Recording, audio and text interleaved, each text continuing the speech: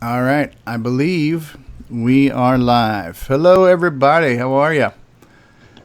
G'day. Good night. Welcome to CoCo Talk number 8, the nation's leading live talk show on the Tandy color computer.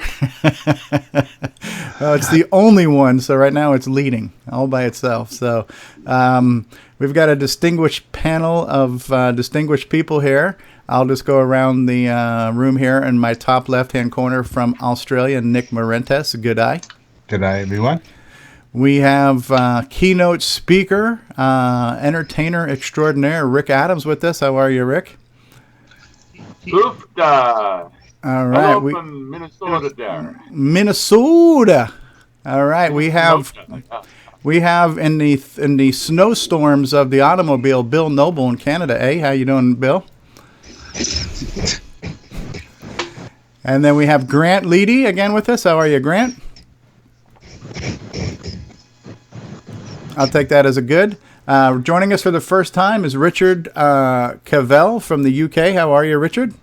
Hello, everyone. All right. With us, as always, the lovely and talented Mark Overholzer. How are you, Mark? Hanging in there. With us as always. Is that Bill? Here, nice and warm. I did not understand a word that just came out of whoever just spoke there. Somebody's having a bandwidth challenge. I don't know if that was Bill or Grant there. I think it was Grant. Was that Grant? All right. It sounded like a mentally challenged person on Quaaludes for a minute there. So, but we'll give you a minute to get your bandwidth worked out there. We have with us the person with multiple personalities, David Ladd, aka Drencor, aka Paco Otakte. How are you, David? I'm doing fine, sir. And the creator of Strongware and all things 3D printed, John Strong, is with us today. And last but not least, we have Jacob and Bruce Moore, also in Canada, the authors and co-authors and graphic artists and video and photo editors of the soon-to-be-released Forest of Doom that will break all software sales records nationwide. So, The Forest of Doom. The Forest of Doom. All right, so we also have in chat, we have Curtis Boyle, Curtis has no fear. David's taking up 3 Skype call entries to cover his personalities. Yes. So we're back. We actually have 8 people watching us, although some of them could be us watching ourselves, for all I know. But we got things to talk about. John Strong mentioned he has some announcements he'd like to make. Would you like to kick off with your announcements, John? Yes. For those who could not make it to CoCo Fest, and I have some batch of Bomb Squad games. Okay. And so, didn't know I wanted to announce this, and I thought, well, let's do this on the CoCo Talk.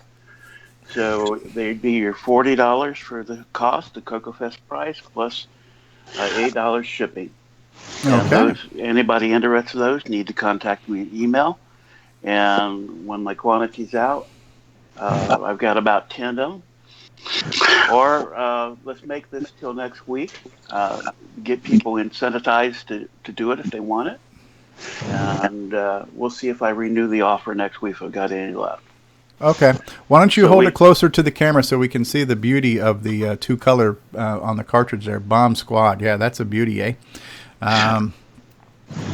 Custom 3D printed case in red and black to go along with the custom game. Shrink wrapped package in the official Tandy cartridge box there. Radio Shack TRS-80 color computer program pack.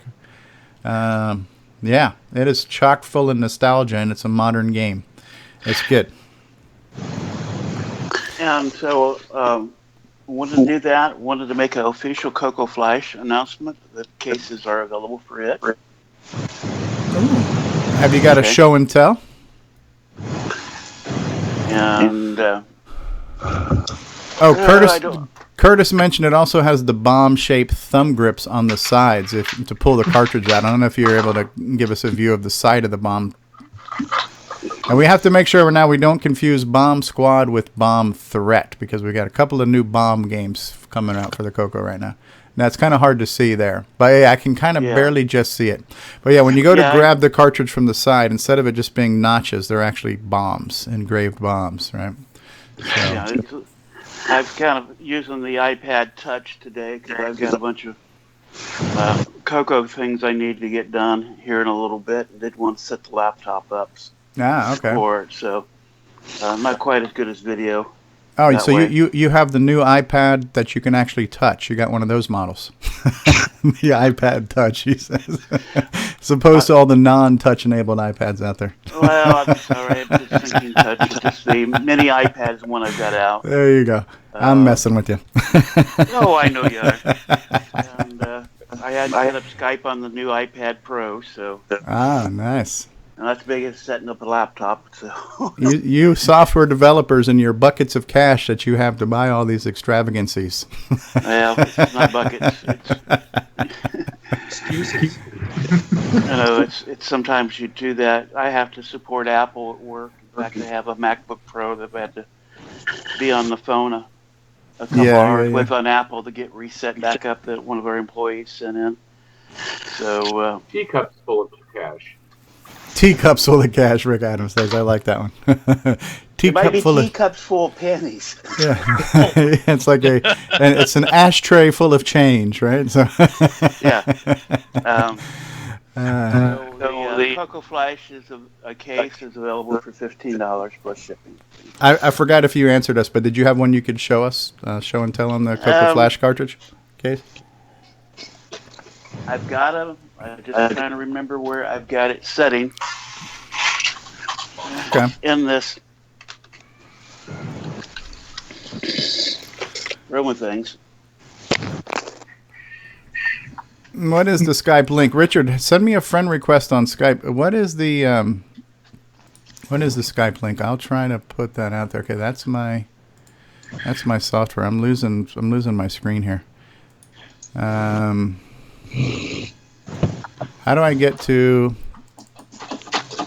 I don't know if I have Richard as a Skype friend, so I'm not sure if I can easily do that right now. But Richard, if you can send me a friend request on Skype, because I just lost my screen. I can't see what the hell's going on right now.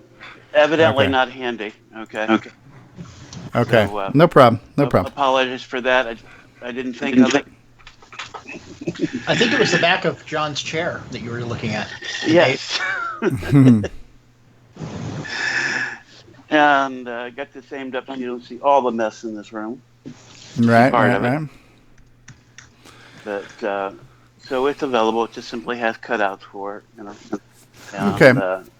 It's easy enough if somebody wants to use one of the molded plastic ones to put the holes in it. If you want to do that, but I do have ones that you don't have to. Okay, and you said those will be available for $15? Yes. Okay. Will you have a picture of that on your Strongware website? Because I have a link to that on my site. I need to. Oh, okay. I found it. Yeah, this is with the CoCo Flash installed in it. Okay. It's really a simple case. It's got a hole for the LED on the top. Okay. Screw on the bottom. Okay. And so there's space if you want to put a label or anything on top. And then notice the headphone jack is in the center there. Yes.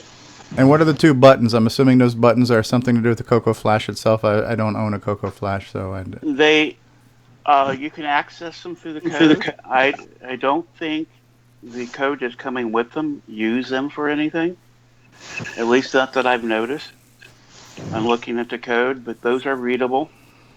And I kind of thought they should do like up-down buttons for the menu or something like that. But at this time, I don't think they're using them for anything. Nobody's turned them on with software yet. Okay, it's a nice-looking cartridge. Are you able to reuse some of your designs since the overall dimensions are about the same? Some of them I have been able to reuse. Some they don't. the fact that I'm using a freeware CAD program complicates things. Sometimes it will let me resize things just fine, and other times it wants to crash out on it. So Wow. actually, this one, I believed I was able to reuse some spacing on this, and it made it a lot faster to develop this one. Okay. That's pretty cool. Any more progress on what you're doing with all of your sound and your game development and stuff? Well, actually, there's a little bit of progress. Actually, I'm probably going to skip out fairly early on this talk to actually test some code out. Okay. I've got some code for the audio, the converter, and I'm going to try it on the Cyclone because I don't have anything to let me use the disk drive or use the CoCo SDC and Jim Brain's card. The mini MPI and Jim Brain's prototype is not playing together. And while I can poke through it and get sound out of it through BASIC, once I put it in the mini MPI, it's not working. And this is the case of prototypes and such. So, Okay. Jim's aware of that, and hopefully we'll get something worked out so make sure it is compatible. But it limits what I can do with that card here because I don't have a regular MPI at this time. And something I know where I can possibly get one from, but it may take a while for me to get one. But I've got some test code I'm going to run on the Cyclone CoCo, which emulates the same chip. It is addressed a little bit differently, so the code has to be a little bit different. And so I've touched that up this week and been too busy to get enough time to test it out. I've been busy making cases from Zipsters and the people who want mini MPIs. So I got another batch order of those this week. And so that's the nice thing that Zipster and I are doing. On the mini MPI, they're all coming with a case, so people don't have to. Nice. Very nice.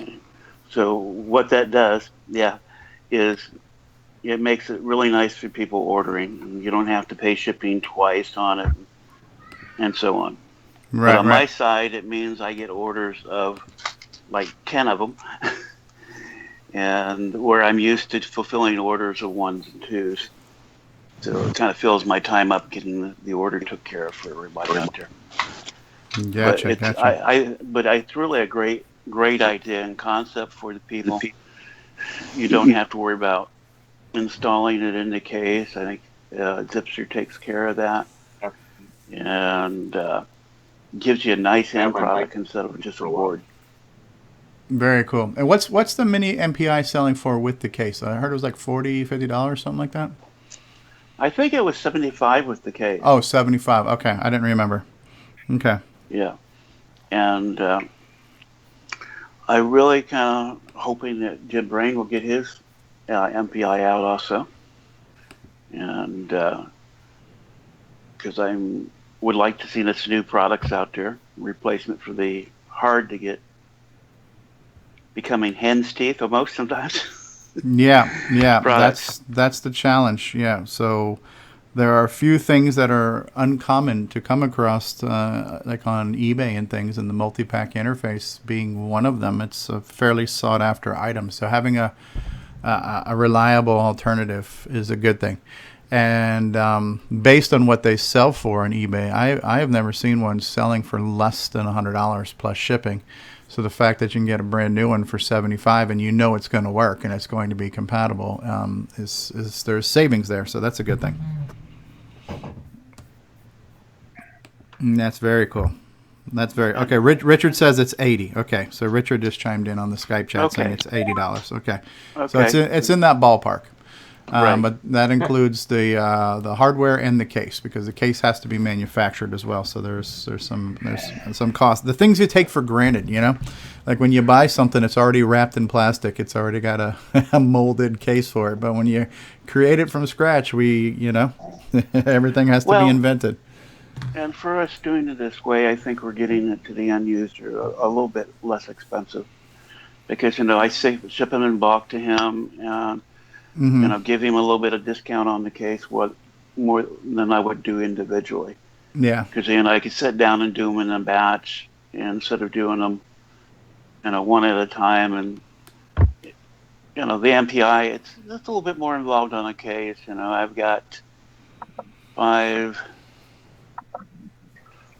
screws in it, a plastic seat, switch covers. So, I would definitely, if I sound them individually, be sounding a little bit more cost-wise than what I'm giving it to Ed to do it, to help pass the savings on to everybody to make it a good deal.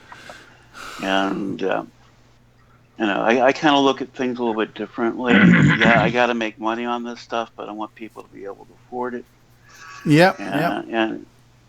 And particularly, I know the market could bear more than what I sell for the case for the CoCo SDC, but I don't want people, grabbing, FD 502s and using the case and throwing away the board. Although I've got one that doesn't work, I might be able to do that. Yeah, but so I try to keep it reasonably priced. Yeah. But I have to have enough on there so I look at it and say, I'm not saying, I got to make another one of those. It's been how much time? Right. For how much? Right. So it's kind of that thing that none of us are getting rich for this, but want to make enough off of it that I actually feel like doing it for the person and getting it out there. Right. Well, we certainly appreciate that.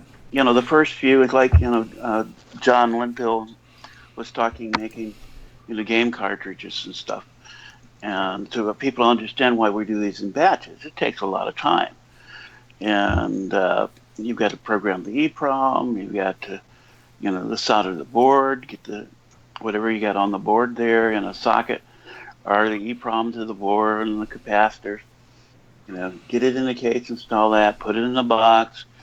In my case, I shrink wrap them. And that takes time. I print the manuals up. And you don't have any Canadian labor you can outsource to either. So at least John has Neil Blanchard. So.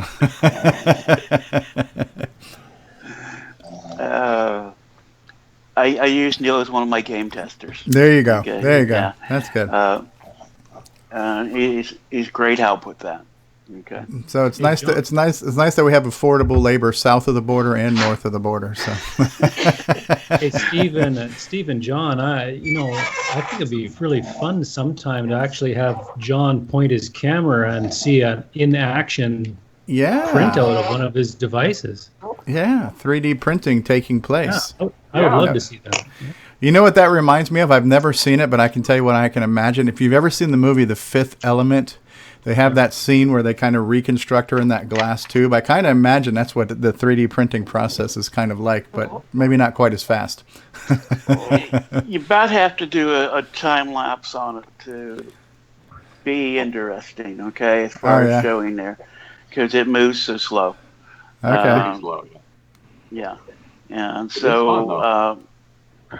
well, it sounds like watching the old DMP 105 printers printing then. Yeah, right? Oh, I love the DMP 105s. Okay, that piece takes at least 4 hours to print. Oh my gosh. Wow. Yeah, you definitely need... Is there any way we can throw a few Canadians at that to make it run faster? Well, the reason, I actually have two printers, and this is one of the reasons for it is, and I have the other printer printing some other parts while these are printing. So, yeah. Curtis says it's like watching 500K of source code assemble on a real CoCo. There you go. Totally excited it's done. Yeah, right. Yeah, you're excited when it's done, and in the case of the 3D printing, you're excited when it's done and it comes out right. Curtis says, as I say, it's not ready for prime time. And actually, St. Ink Magazine had an article that said that 3D printing is dying, and I would disagree with that. I think it's just starting to grow up, and people realizing that, oh, well, you can imagine a lot of things you can do. It really is not practical to do some of those things with it. And, but, Cases has worked out, a pretty nice item to create. Mm-hmm. And I like the idea that Alan says is the case is turned into a product. So you have something, not just bare case, and boom, now we have something that looks like a product, or it looks a lot closer to like the product. Yeah. Depending on what you think of my 3D printing skills. Yeah. And design skills. From what we've seen so far, it's working out pretty well. And there's other people who's doing some really kind of cool designs for the CoCo. And I know the Raspberry Pi CoCo case that was at the fest this year. Yeah, that's pretty a nice beauty. looking thing. And, that's a beauty, eh? Well, and I went to try to print it on mine with the standard things, and it's my printer's messing it up just totally. Oh yeah. I think I figured out the possible way to get around that. Maybe it's got so a cartridge do that. slot. Yeah, but I think I'm going to, because it has to be rotated upright to print. And my software that comes with my printer, when it rotates it, it messes some of those layers stuff up, and it's like it doesn't print. And so, Glenn says that was his 3D model. Well, thank you, Glenn. Yes. Thank you very much. I was trying to remember whose it was, but like I said, some great designs being out there. Mm-hmm. But you also have to realize sometimes what prints on one 3D printer doesn't print on the next 3D printer, or it takes some work out. And I haven't got Glenn's design to print yet. Well, here's a close-up, too, of your CoCo SDC case, right? So it's just very straight to the point. It's very functional. It's, the lid, you screw the board into the bottom half and you snap the top on, and it just slides right into your CoCo. It's got access to the dip switches here. You've got access to your SD card, to your LED, and to your little button. If I had one wish list item, it would be that button would protrude, so I don't have to stick a pen or something in there when I need to hit it. If it was like a physical button that came out from the cartridge I could push, that would be kind of nice. Well, I did this and never released it because it was over-designed, too strong, and you couldn't really take the lid off. And I was going to go and fix that, and there was this announcement made there was going to be the CoCo SDC 2, and I thought, well, why spend 2 or 3 weeks playing with this thing and fixing it? Right. And there's going to be a new version out. Well, that hasn't happened yet. Right. Well, that's one of our topics I want to talk about today too, which is brought up, which I thought was kind of cool. Was is CoCo hardware going too far? When does a CoCo stop becoming a CoCo and becoming something else? So that's probably worth mentioning at that point too. So this one actually has, I don't know if you can see it here, a little indent around that, so it's a lot easier to press it. Oh, okay. Yeah, a little bit. Yeah, kind of a sculpted shape and stuff. Yeah. And I get caught up in things. I may actually go back and redo this and make this available as a custom CoCo SDC case. Ed Snyder just joined us. He says, "Thank goodness for your case making, John. Much appreciated." Well, thank goodness for your hardware making, Zipser. Much appreciated. It's a great team effort there. Yeah. So, but this is something that I may do. Now it seems as that the other product's not coming out, but so I guess while I'm talking here, and so I can go say a couple things, and I can get and work on some of the sound stuff. And so Ed just said, by the way, SDC2 is not likely to happen, at least anytime soon. Okay. Yeah. And which is what I'm saying is I need to go ahead and finish this case design because it is a little nicer. That was very functional. I've modified it a little bit over time, but it's basically the first case that I fully designed. Some design decisions could be different now. I've learned a little bit. But still, it's a very nice functional case. Oh, and that's the idea. It's just something that protects it. It's nice, and it's fun to go to CoCo Fest and walk around and see all the cases and stuff that I've made. Show up to different places, and so that's kind of a cool thing. Definitely. And so, if you don't mind, since I'm already blabbing, I'll go ahead and make my comments on a couple of the other topics, and then I'll get off video here, and so I can get some more CoCo tasks done here. By all means, blab away. Okay. All right. We talk about how far is too much. Well, we have our purists who are going to want what was able to be done in the day or was done in the day, and maybe two groups of those, and that's okay. I look at classic cars and I see somebody customize the old Hudson and I cringe. It's like, oh, yeah, that's beautiful, but why did they have to ruin this classic car? Right. So, and to them it's not ruined, but to me it's like, yeah, I appreciate the classic. And so I take it you weren't a big fan of the MTV series Pimp My Ride then either, huh? Well, I've seen some of those. Some of those are very cool. Some of them are like, and they didn't really do that with little vehicles to me. Okay, there's still a fair quantity of those vehicles they were, modifying. But when you get back into the 50s, into the classic, the Kaisers, the Hudsons, and those things, keep the classics if it's possible.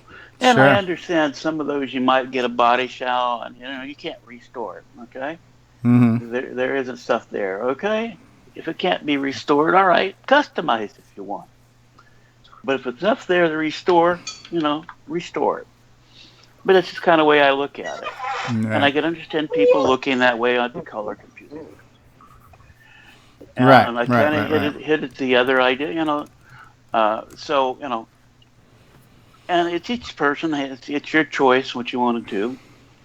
But some of the new hardware and stuff could very well been done back in the day, and many times was done back in the day.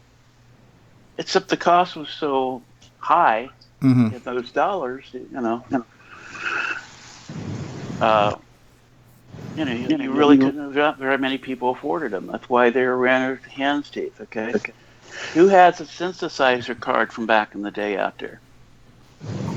Anybody on this call? Anybody have a MIDI synth for the CoCo from back in the day? I don't. There's MIDI cards. The MIDI cards are a little bit more popular, so you can interfaces. You see those, but I would have loved to have the ears, and I had a friend who had one. I actually borrowed it from him for a couple of weeks. Wrote a calculator program for it. It was pretty cool, but I didn't have the money to buy one. Richard says I have a speech card. Richard, if you're in a Skype call, you can speak up at any time too. You can use your words. Curtis was asking, does anybody remember back in the day when people would hack out their CoCo case to put like a Model 1 or Model 3 keyboard into a CoCo? Well, I actually had in my first CoCo, Radio Shack stored a keyboard that just didn't have any board or anything, and I actually went in and wired it up and put it in my original CoCo 1. Okay, so I'd have a good full travel keys in the CoCo 1, and wired it all up. So yeah, those things were happening, and so it's happened from day one. Okay, that people have modified their computers, so it's not out of even being the purist to go ahead and modify it. Right. Yeah, and nobody's making you buy this hardware. It's not like it's not like Putin's coming in here saying you must install VGA board, comrade. For $50 you can have, and that's not including the case, but I think it's $45.50, the CoCo Flash, something like that. You go to Jim's Brain's Retro Pro Innovation site and get the actual details on the cost. But you have an Orchestra 90 card that's got a ton of flash memory. You can put your game cartridges on it. Okay. For much less than the original price for the Orchestra 90 back. And that's in today's dollars, not how much in the Orchestra 90 if you considered that in the dollars. That $90 would have cost you there. Right. Okay. I've said it before. The reason we could afford one, they finally dropped down. We was buying them for $15 or less. And we had a sound speech card. And I never developed software for that because didn't think enough people would have it.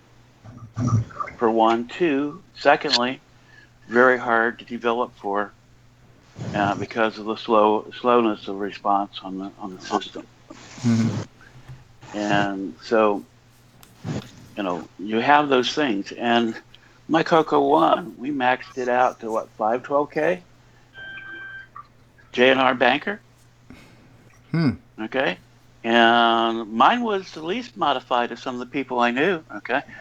I had some systems that I'd picked up later that had 256 joystick port installed, different other things, they were widely hacked, okay? With all kinds of things put inside and connected to them. So if they're being hacked, that's in the tradition of the CoCo. Right. When is it too far? I don't know if it is. But I don't think we reached that level. But you have to remember, back in the day, we had things like Z80 card, word packs. Don't know if it was actually ever released, but I know it was advertised. A 68008 add-in card. Wow. So a lot of things were advertised and done. And I think we're just keeping with that tradition. So if you say you want us to be traditional, well, we are. Right. Okay. The only people that I think that so far that I'm seeing out there that really don't match that might be our field programmer grade array systems. Right, when you're building it from scratch. Okay. Then you have all these other features you add to it and stuff, yeah. But I actually applaud that because, again, we're talking about, when it's going to be, Right. And yeah. So can I jump over, on one of those and develop my app on that and run it on a CoCo? And it allows me to speed up my development time. So it means you get a cooler, I could output more. We have some stuff in chat here. Let me just go through this real quick. So Curtis was saying he remembers the J&R Banker. He didn't have it though. Then he said that Colorware Alpha Products used to sell a slot extender with 8 or 12 slots and hardware expansion cards for it. Micro RGS in Canada sold a 68008 board. Burke & Burke had one prototype but didn't receive enough orders for that production. Michael Brandt says, I have a C2C bus 6-slot. Darren Grant says, different people have different ideas about what makes a CoCo, which I think we're going to definitely delve into that more. So, yeah, sorry to interrupt you there. No, that's fine. And that's exactly my point. Yeah. Is, what does it make it for you, okay?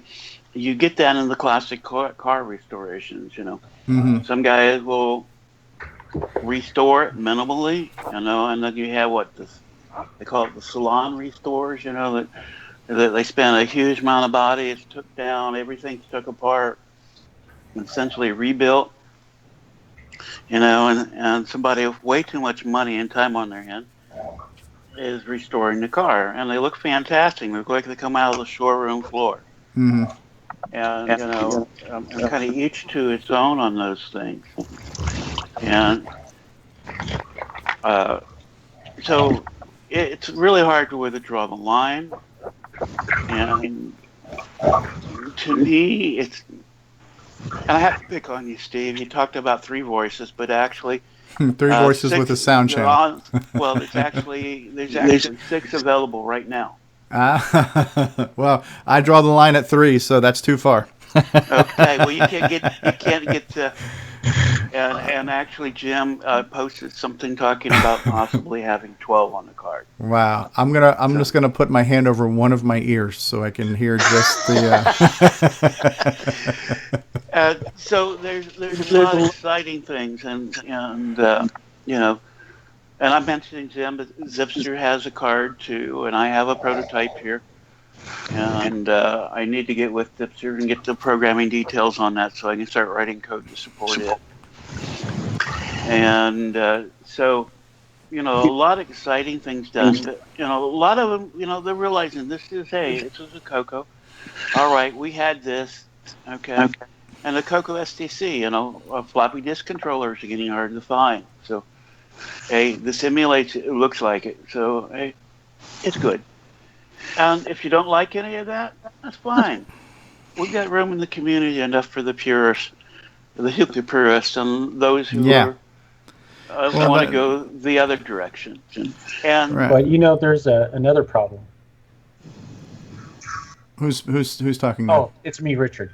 Richard, go ahead, Richard. Okay, yeah. On the floppy controller, the other problem that you have is the mediums themselves is very hard to find, and also the drives are extremely difficult to repair now. You can't find alignment discs. You can't even find some of the parts to make them work now. So that's the other reason you could use like the STC card. Exactly. And this is if you want to keep the hobby alive, get the interest up. And so, and hopefully I'm doing my part, turning some hardware on, generating some games, and encouraging other people to do the same. As I look at Rick, and I see Bruce there, and so I welcome those people doing it. I know Hugo has a fantastic project in the works. So if we want to be the super purists, we wouldn't do any new software. We'd just use what was there, and just be the collector and not do anything more than what we did back then. Right. I'm getting people saying they're getting a lot of stalling right now on the YouTube stream, and I'm seeing it now on both of my screens. For those of you who don't need video, do you guys mind closing your video? That might help us with a little bandwidth. Just click off on the camera. And since I'm talking, I'll leave mine on for a moment, and then I'll do that. But so you've got a lot of things going on in the CoCo community, and that's really fantastic and great. We've got some people that are really helpful in promoting the community and doing things, and that's great. Our hosts here, Steve and Curtis, are 2 of those. The CoCo crew, and what they're doing for the community, and everybody else is doing things. Eric Graveluk and Greg Miller, going and doing that new core. Fantastic stuff from guys who were in the community way back in the day. And it's actually getting new people interested in things. Our ham radio group, I have 2 guys that were actually back in the day members of the local color computer club. And Greg Miller was actually in that same club. He actually lived in Grand Ledge, Michigan, which is just maybe 12 miles from where I live at right now. And the guys are looking, they're doing that. Do me a favor, John, go ahead and close your video too. We're still getting a lot of buffering here. I might have to end the stream and restart the stream too. Close my video. All right, we're getting getting a ton of buffering here as I'm watching this on my laptop and my other computer. All right. Okay, does that help any? We'll find out here in just a second. Again, the stream is a few seconds behind. Okay, so I was actually able to show a former CoCo user where to find the new emulator. and so on. Add a group for a ham radio group. So I think this is exciting times for the CoCo community. And, Could not agree more. Could not agree more. And so I think I covered the hardware, things that happen. I don't know anything really stupid I did with the CoCo. I know something that was quite annoying happening. The relays in my original CoCo 1 was under-designed and would keep blowing. They were took back and repaired several times by Radio Shack. And so a lot of things there. And so I guess I've dominated long enough on the conversation. Right. Okay. Yeah, they use those relays. They use the same ones in the Model 3 as well. I had to replace a few of those. Yeah. They probably worked if you had just Radio Shack's cassette, and I didn't. And so anything that pulled a little bit more than the standard Radio Shack. And I did notice one of the times when replacing it, they put a diode on it, so they'd probably get a high voltage feedback across things and causing problems too. They didn't account for.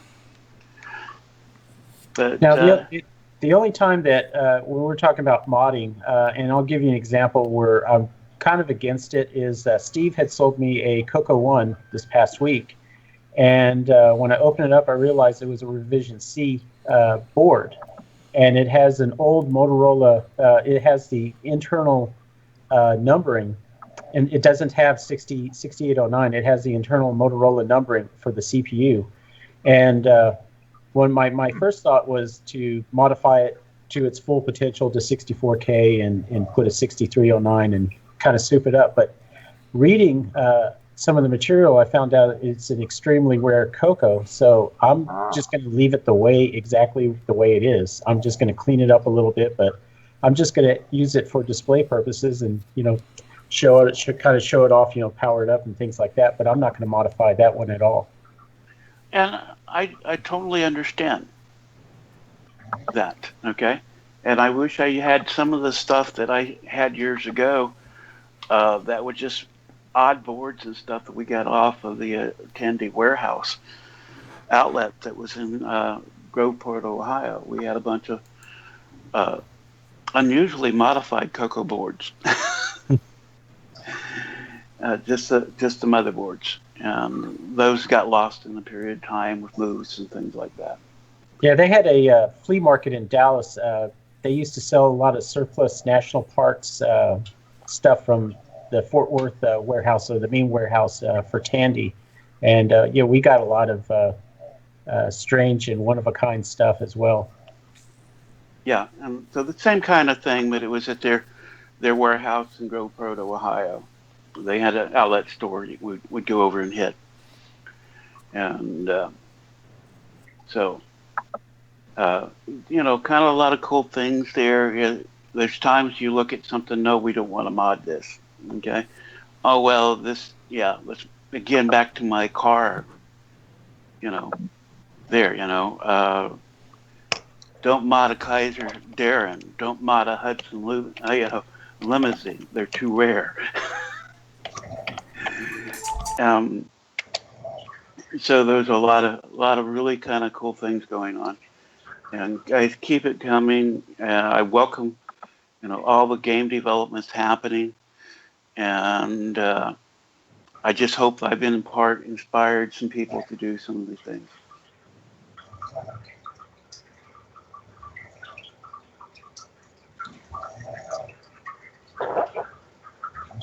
And to the gentleman from England, 6809 programming, 6309, way to go. Keep it up.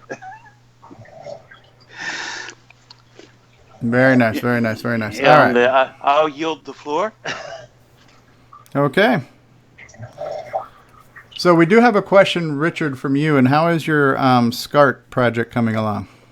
Oh, it's going along just fine. I had taken the design. It was from Barry Nelson's off of his site. And I'd been playing around with it. I was going to try to combine the composite signal and use the horizontal and vertical signal, because I was trying to reduce the amount of external cables. Didn't really quite work around that. I mean, I haven't really tried that part.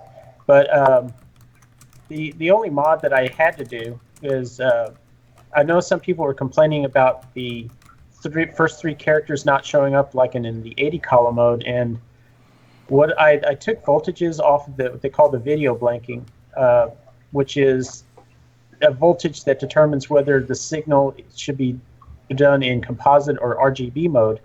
And that's where I think where the problem is happening, because Barry's design has it for 100 ohms for a 5-volt source, and when I hooked it up to a USB, it came up to 3.7 volts. And the signal is looking for a voltage between 1 and 3 volts, and so I put a 200 ohm resistor in mine, and it dropped it down to about 1.5 volts. So, and it looks perfect. So I'm just going to leave it the way it is, and I'm sending one to Bruce to be like an external tester to see if it works in the real world before I that's cool. send it out. Yeah, it's Barry just joined us. yeah. Hey, welcome, Barry. Yeah, and Bruce, the Canadian labor tester here. China it was produced in. On my copy of the S-cart to HDMI, whoever produced it, the input impedance is actually what it's supposed to be, which is 75 ohms on that pin. So if you put a 100 ohm resistor with a 5-volt supply, you get about 2 some odd volts, 2-3 volts on the pin. Okay. Yours, I guess, that input impedance is, a little bit higher. So, yeah, you're going to need to. The thing is, for a bulk cable of some sort, you might want to have some sort of a variable resistor there to tune it for the converter that's being plugged into. Yeah, that's exactly what I was kind of thinking of, because I'm using the same exact converter that you have listed in your page. And of course, some people are going to use different ones. I mean, this one that you have listed, I mean, it's just one of those basic entry-level converter boxes. But and there's some that you can buy for $300-400. But yeah, that's something I probably I don't like doing variable resistors, but it's something you're probably going to have to do.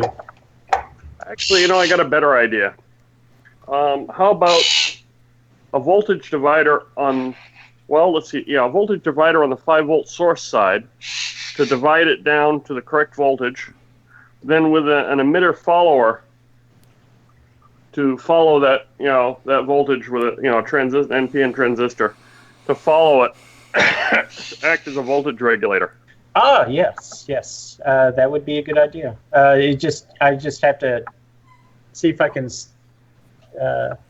compact it enough to where it won't be getting in the way or having more cables. Again, that was the whole idea. I was just trying to get it reduced. That's like I said in the beginning, was that composite, using the composite signal is a great idea, but I was just going to try to eliminate that and just use the horizontal and vertical sync signal, and I haven't gotten around to checking that, playing around with that part.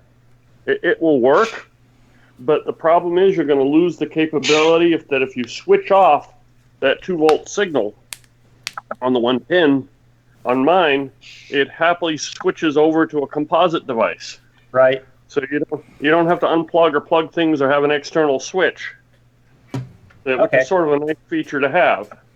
So if you do get a good enough sync feed from the composite, there's definite advantages to just leaving it that way. Because then you don't have to switch monitors or switch back and forth between cables or have an external video switch to switch from computer. You just remove that 2-volt signal, and it goes poof, and it drops into composite mode. Right. Yeah. And also where the RGB cable comes out and where I have to plug the composite, it's not that big of a deal because it's just a very short cable, so it's not. It's not a deal breaker for me to keep that on there. All right. Well, I think what you're talking about there, you guys are talking about a cable, and this is for a CoCo 3 specifically, right? Because the CoCo 3 has RGB output. Correct. Yep. And so this is well, I'll call it a contraption, but it's something that takes the normal CoCo 3 RGB, and then what does it do? Go from VGA to SCART to HDMI or something along those lines? No, well, okay. It's an external commercially produced converter. Ah, okay. That is readily available. There's numbers of them. Different companies make them they're available on eBay, they're available on Amazon. And the commercially converter takes a SCART plug with a SCART signal format and converts it to HDMI. So that's fine. So now you've got a SCART input from this converter. And these converters are cheap because they are mass produced, which is the nice thing about this. Right. I mean, we're talking like $25 for one of these things, okay? Now you take this cable and you build this cable, and this cable hooks up to the CoCo 3's RGB pin out on the CoCo 3, and it hooks up to the composite, and it feeds these signals plus about a 2-volt signal for a switching signal to a pin on the S-cart connector.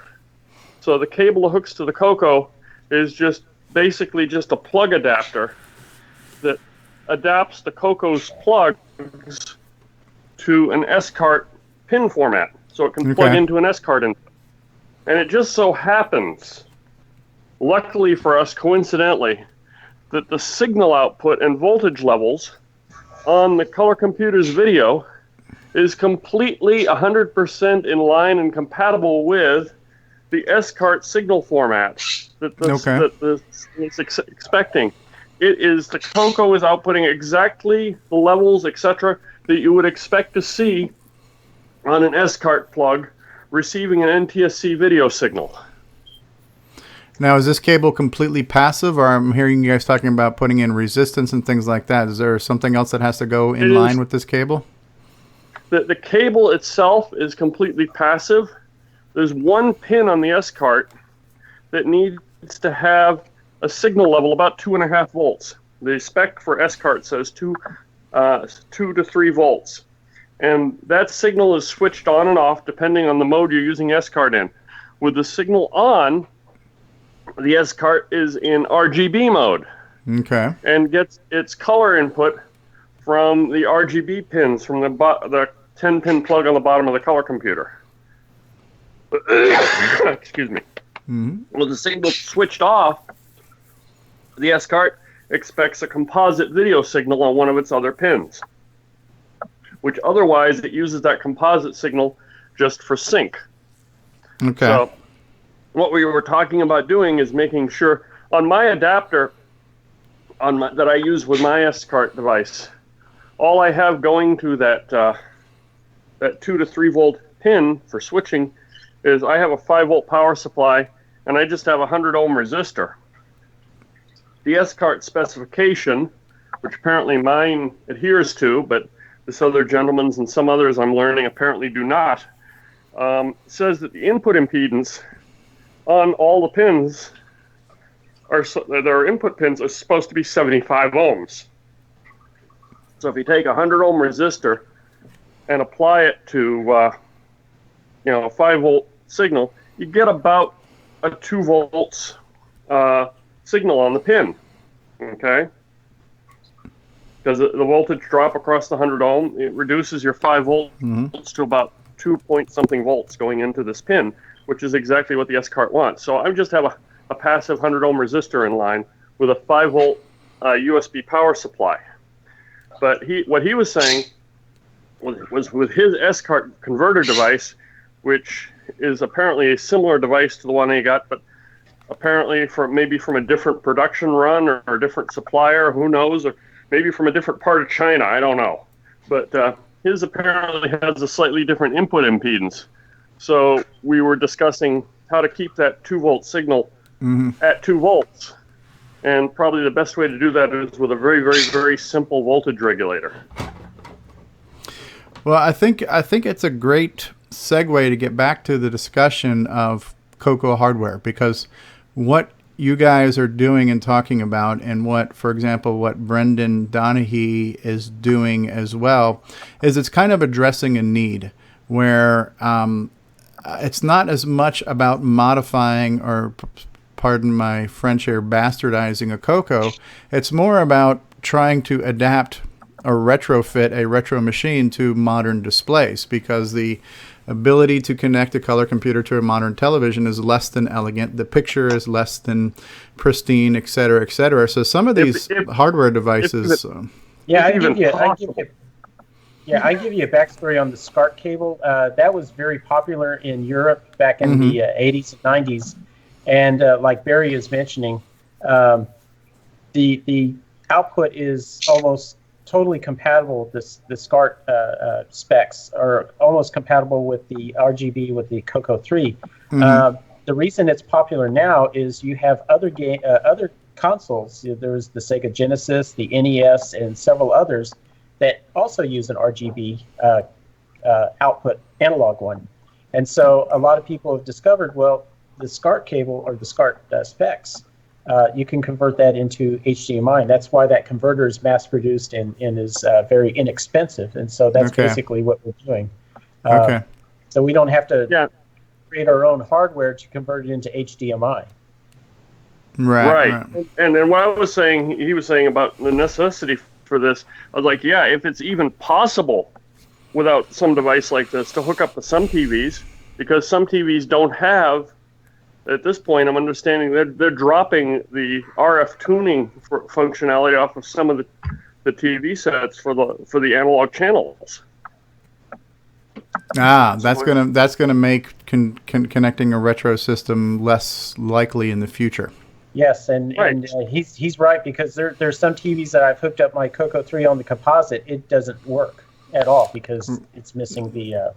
Yeah, I had the same problem trying to capture, CoCos and CoCos 3s. Okay, so Darren Grant was here, and Darren Grant said I was very interested. Darren Grant, by the way, is Mr. Tandy from the UK. I don't know if you heard the podcast, or he's running Tandy UK right now. Darren was here, and he says he has to go, but he was interested in getting in on the hardware discussion, or at least listening to the hardware discussion as far as the future of Tandy hardware as well. Thanks for being here, Darren. So sorry you have to run. So I think what these things are doing is they're addressing a need for connectivity. And so, and although I don't understand hardware and I don't make hardware, I understand a little bit about software. And so when you're making software, you're going to say to yourself, okay, I want to set out to make a program to do A, B, and C. Now, along the way, you're going to probably discover I can also do D and E. Or when you're done, you're going to go back and say, okay, well, I did A, B, and C, but now let's see if I can add this or tweak that. So I can understand doing that in software. I would imagine to somebody who's a hardware craftsman that the similar things happen where, because when we look at this VGA project from CoCo Fest 25 to CoCo Fest 26, it's come a long way. It started off as basically a way to get the CoCo to output VGA. And talking about VGA is already becoming a dated technology where modern TVs are less likely to have VGA inputs as well. So even though we're converting to VGA, which is better than the traditional standards, you still have the issue of VGA is going to become, obsolete at some point in time. But the point is, we're trying to say, okay, well, let's find a way to connect to a better display. Okay, I've done that. I've got VGA output. Okay, well, now what else can I do? Can I enable artifacting? Can I enable this? Can I enable that? Now that I've done that, how about more colors? How about more modes? It's almost like an exercise in what else can I do? And I don't see anything wrong with that.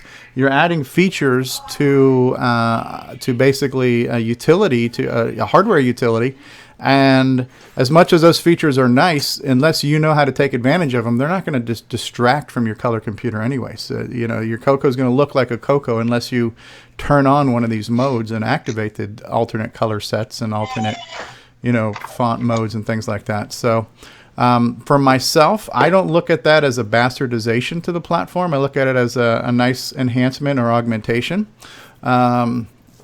And I don't know. For me, VGA is not even something I'm interested in personally, because if I'm going to hook up a CoCo to something, I need to be able to capture it as well, or I would like to be able to capture it.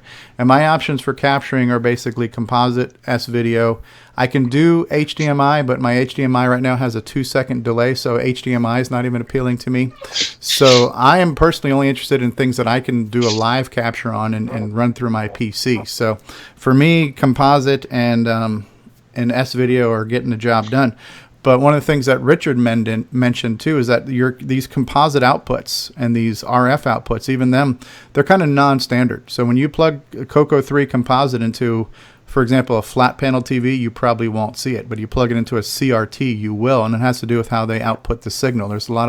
I had to go through a lot of iterations of hardware capture devices until I could find one that I could capture. I have one device that I use to capture RF and composite, and I've got a different device I use to capture S-video. Just luck of the draw, finding things that would sync to the proper timings and signalings properly too. So there's a lot of challenges in trying to run an old machine with modern displays, and I don't think it's a bad thing that we're trying to address those things. So if you're a person who says, I don't want to touch that classic car, you can keep your CoCo stock. You can hopefully still find an old CRT television, hook it up to that. That will work. But we're running up against a wall where there's going to be parts we can't replace, like the Gimme. We can't get new Gimme. So I'm looking forward to the new Gimme chip.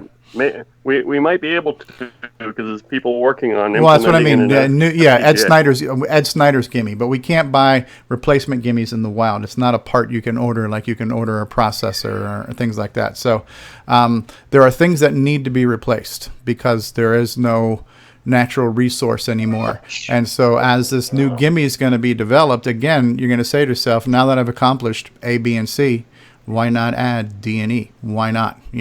And it's a feature you can choose to take advantage of, or you can choose to not take advantage of it. Floppy drives, if Curtis is mentioning, floppy drives are becoming harder to get, and the floppy disks themselves are not reliable media over time. So the CoCo SDC and the virtual floppy disk is, I look at that as a natural extension to the CoCo, because when I first started buying CoCos on eBay, the last thing I was going to say to myself is, I'm going to go out and get a whole bunch of floppy disks, right? Or I'm going to buy every ROM pack for every game I want to play. No, it's just not practical. It's not sane. It's not practical, and you can't afford it. So to be able to have this stuff virtual is a godsend. And none of my CoCos are modded other than my CoCo 3, and it was pre-modded. So it has a 6309 and it has the 512K, but those aren't really abominations, Those are still kind of in line with period accurate devices and stuff, Yeah,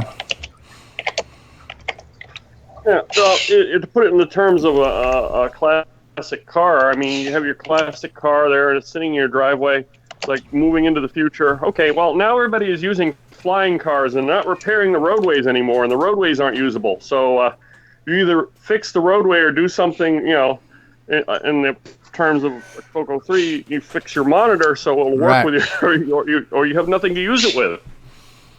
Yeah. Or you retrofit your old car to make it fly. Right, something. Yeah. So I thought it was a really interesting discussion. I'm going to pull it up on the screen here. I want to see what some other people chimed in with. So here was the original post right now, and it was from Cutter McGinnis. And he basically said, it pains me to read about folks who want to trick the CoCo out, appreciate what it was and what it did and what it had. The economy of resources and code performed wonderful things without anything added. Appreciate what it was, not what it could be morphed into.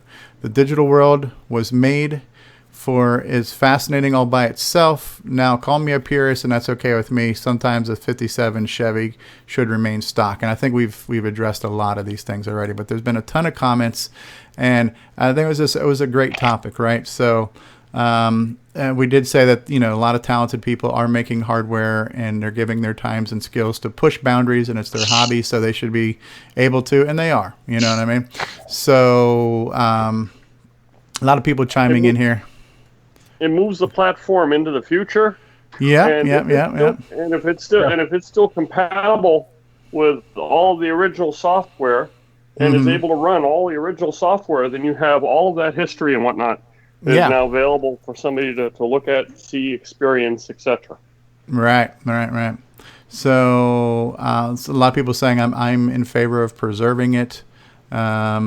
We got some people coming in here. Mike Brandt saying I've got a stock CoCo 3, but he plans on upgrading to a 6309 and keeping the other stock. Here's Eric Gavriluk. I've been beating a drum about a new motherboard, ship in an anti-static bag, couple of screws, swap it out, and put the original in bag for safekeeping, and then hack away. That's actually a pretty cool idea, right? Because that's another challenge too, is when you try to create new hardware, we've got to fit it into the space of what's available in the case and what's not going to, protrude out to other doohickeys that are on the system board. So there are physical challenges and space limitations as well as some of the hardware. So come up with a whole new motherboard design and put it in your CoCo, and then add whatever kind of crap you want to it. I mean, if you're going to do that, make a bus, right? So make like a whole nice little bus and put everything on a card and make it all internal. That would be kind of cool, right? So if you're going to do that, please rebuild the keyboard. I desperately would love to see. I've got a CoCo 3 sitting in my closet, but the keyboard Mylar is dead. Right. And I've had a couple of attempts so far. I'm sure I'll get it working eventually with old, rear window defogger repair trick. Right. I would love to have, a new keyboard to just drop in there. So. Yeah, so there are a lot of people chiming in on this, on the pros and cons of that. Even Ed Snyder, the guy who's making a lot of this new hardware, says, I appreciate the nostalgia sentiment for sure. The great thing about a hobby and a group like this is that you can approach it in whichever way you'd like. There's a broad spectrum of activities to enjoy with these machines today. If you want to be a purist, there's nothing wrong with that, but there's nothing wrong with using new technology to add features. I find the melding of the old and new technology has a kind of magic all to its own. I like that phrase there, the melding of technology. My CoCo is actually stock. It just has a very odd video cable. Yeah. True. So, yeah, a lot of people chiming in on that. I thought that was a cool topic. I don't think there is like a lot of things in the hobby. There's not really a right or wrong. It's just what do you want from it? Anybody who's not into retro could look at any of us and think we're all crazy. And for me, the CoCo has always been and will always be about entertainment. I play games on it. I am interested in learning about OS 9 because I think it's interesting, but I'll probably never use it. You know what I mean? And I'm not going to judge somebody who wants to use a 35-year-old operating system because I'm playing 35-year-old games. Who am I to judge? But what I want to do is right for me. Doesn't mean I'm right and everybody else is wrong. There's so many of us who have so many different interests in hardware and software and operating systems and games or applications. I just think it's such a fertile landscape that everybody here can plant their own and sow their own crops and do whatever the hell they want, or not for that matter, or starve for all I care. Hey Stevie. Yeah. James, OS 9, try Sub Simulator. Yeah. Or Microscopic Mission. Yeah, I'll get to them. those are great games, and they run under the OS 9 OS. Yeah. So, yeah. Interbank incident. Yes, I like the interbank incident. I just realized my phone. Yeah, me too. Yay. King's Quests.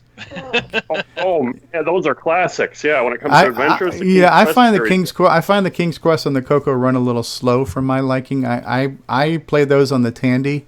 So for me, my personal memories of the King's Quest series are Tandy 1003 voice music, slightly faster speed, so it's hard for me to play in anything less than that, I also think I found one of the original developers for the Interbank incident. I haven't contacted him yet. Oh, that would be great. Would love to speak to them. Carmen Sandiego, Alexander Wallace from Mexico. Viva Mexico. We got people from all around the world. We had UK here earlier. We've got Canada. We've got Australia. We got America. We got all kinds of stuff. Another great topic that came up on the Facebook page, I want to find that too, was the one where they said, what's like your most embarrassing moment of owning a color computer? Of course, now I need to find it. Here we go. Richard Kelly posted this one here, and he said Here he gives some examples. The chip on my CoCo fried after I tried to do a poke. I had 64K instead of 32K, and I didn't even know it. It's a common story for home computer users to learn something that makes them feel like dumbbells, but then they feel less stupid when they find out about countless users who are just as misguided as them. So feel free to post any CoCo experiences you had where you first felt like an idiot for a CoCo-related mistake, but then you felt better when you found out other CoCo users made the same goof. And here's my goof. I kept pressing the reset button over and over again, trying to make the screen red, not knowing it was in fact supposed to be orange on color televisions. Oh, because the screen says if this screen is red, if the screen is not red, press reset. So I guess he kept hitting reset, looking for a real red when it's actually orange. Yeah, you'd be pressing a long time looking for real red there, right? So, I mean, there was just a lot of great replies, right? So one of them says, a friend and I were taking turns typing in a long basic program on my 64K CoCo. As he typed the last line, he leaned back and yanked the plug out of the wall before he saved the program to cassette. That was a valuable lesson, right? Yeah, I think a lot of us learned back then when you're working on something, save and save often. I think Rick Adams is probably the classic adventure, the classic example of that when he tells his story of saving onto 3 different cassettes with his power supply overheating, spraying Freon on it. I used to have in an older Apple II manual. I can't find it in the current copy that I currently have with my Apple II. But in an older manual, I distinctly remember reading 2 definitions for the in the gloss for text window. And the first definition said, text window, what you jump out of after you've typed in your program for 4 hours and the power goes out. Right. That is so wrong. Dan Loyal said, I was upgrading the memory in my first CoCo 3. I cut both legs to remove the capacitors. I scratched the trace on the motherboard and the machine would no longer boot. It seems like it's safer to only cut one leg and leave the capacitors attached. Now I have an extra machine for spare parts. Mike Craig says you could actually just follow the trace back and put a solder jumper on there. I mentioned I was working on a very large demo one point in time and lost power. The computer froze and had never saved it once, and so that was kind of mine. I also mentioned too, like before I got my first CoCo, I used to always like walk up to like a TI computer in the store, and I didn't know the basic language, so I just typed plain English. I'm like, begin programming. Program, please. Hello, computer. Are you ready to program? And I just used to type stuff like that into the basic prompt, not knowing what the syntax was. A lot of people chiming in on that. So for those of us here in the panel right now, do we have embarrassing stories and things we did that we learned valuable lessons from?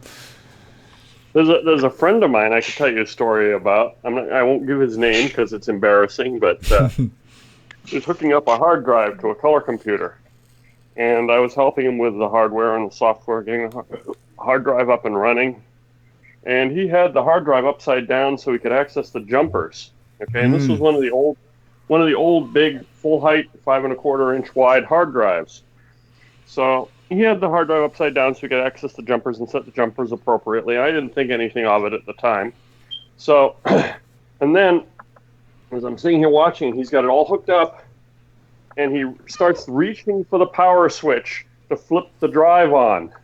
And as he's saying that, and it felt like slow motion, I said, no! Because the old hard drives, if you had them upside down and you powered them up, it would crash the heads. Oh my God. Wow. So on his brand new hard drive that he had just hooked, he crashed the heads on the drive. Wow. I wonder if that's something you could quickly take back and replace and call it an out-of-box failure or something. Yeah. I think that's what he did with it, but still. Yeah. Alexander Wallace said the first. I felt like I was moving in slow motion. I was trying to. Yeah, you can kind of see it happening. Would back off before the drive spun all the way up, but I didn't make it. Yeah, you can see it happening. Alexander says the first time I opened mine, I closed it with the long screws where the short ones should go. So he put the long screws in a short screw socket, and then he made bumps in the cases by just using the wrong screws. I could see that happening. I did that. I did that with one of my CoCo 2s, yeah. Yeah. Yeah. Yeah, I've done that before. Yeah, I it just reminds me of a great scene from a movie in the original Tomb Raider with Angelina Jolie. The guy's taking apart a clock and he's putting little screws everywhere and he's making a note on which screw is in which quadrant of his little screw map, and she takes a hammer and just smashes the thing open. He's like, "You messed up my system." But yeah, sometimes when I take apart laptops, I will put the screws out in the order in which I took them out of the laptop off to the side in case they're different length screws and stuff. So hopefully some of us come up with systems. But, that's it. Hopefully when you have these lessons in life, you learn from them and you hopefully avoid, if we don't learn from the past, we're doomed to repeat it, right? So hopefully a lot of these lessons that happen to us, we will learn from and not make those mistakes again. My biggest lesson was I always remember is I save and save often. That's true if I'm working on a Word document or a spreadsheet or a program or anything else. I'm going to save continuously so I don't lose it.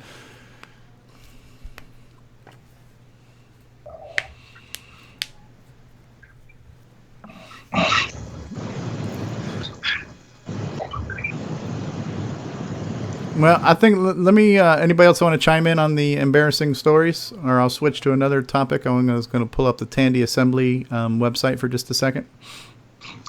I don't have a CoCo one because I wasn't into CoCo back in the day, but I did blow up the disk drive on my Apple II.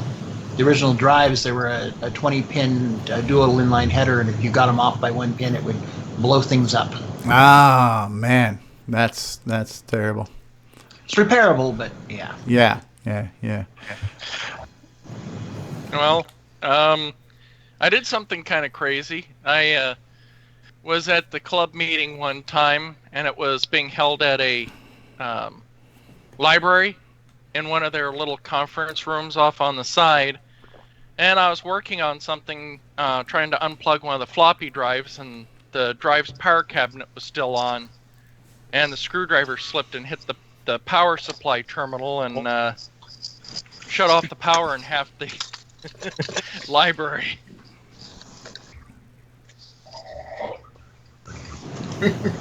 Don't you hate it when that happens? You're lucky to be alive. They don't know where the fuse box is. Yeah, right. I did a pretty good April Fool's joke on a library and computer room at a local college back in the day. I was I'm pretty good at programming, and at the time I was programming on some Apple II stuff. And so what I had done is I took and I intercepted in RAM, because all these machines had, the 64, they had the 16K language cards. You could copy just like we do on our CoCos, you could copy the ROM into RAM and modify it. So I modified the text and screen hooks so that when it wrote in text mode, instead of being in text mode, it would actually be in graphics mode, and it would draw graphics characters on the screen. Ah, neat. And then I modified the routines so it was using my font with the letters being upside down, reversed. And I changed the way that it printed to the screen memory, so it went from the bottom of the screen to the top. Okay? So when you boot up, and it's a modified operating system disk, it looks like it's just booting up the operating system, but as soon as it boots up, the screen flips over and everything is upside down. So wow. I stuck these into the drives on the Apple II in the lab on all the Apple IIs, and then I went around and just to complete it, I flipped the monitors upside down on top of the computer, so the feet are sticking up in the air. And I booted the machines up, and I walked away and sat back and watched.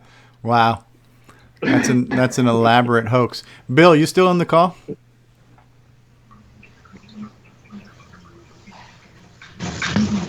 I can share one of the dumbest repair stories I had. Oh. Hold that thought, Richard. I want to relay something to Bill. I don't know if you're watching the text chat as well, Bill, but Curtis says, Bill, could you mention a few, like coming over to fix my CoCo and discovering that I had forgotten to plug in the multi-pack into the wall, and that's the only reason why my disk controller wasn't working? I was going to mention that, but I didn't want to invade on Curtis. Well, Well, he just offered it up, so yeah.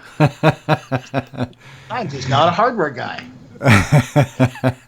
I'm sorry, Richard. Go ahead. Oh, okay. Yeah, one of the most unusual and dumbest repairs I've ever did was a Model 2. The customer called me, or I was dispatched, and it was in an office building, and I go in there, and the only problem was with this Model 2, it was worn out. The keyboard, you know how you rest your palms, and it's worn out, and the screen and stuff, it showed its wear. The screen wasn't burned in or anything, but it was all scratched up, and I just said, what do you want me to do? She goes, I want you to clean it up, and make it like what R2-D2 was in Star Wars at the end of the movie. And that's what she wanted me to do. She just wanted me to replace all the case parts and stuff. But just mentioning R2-D2 is like, it's not going to do anything, change anything for it.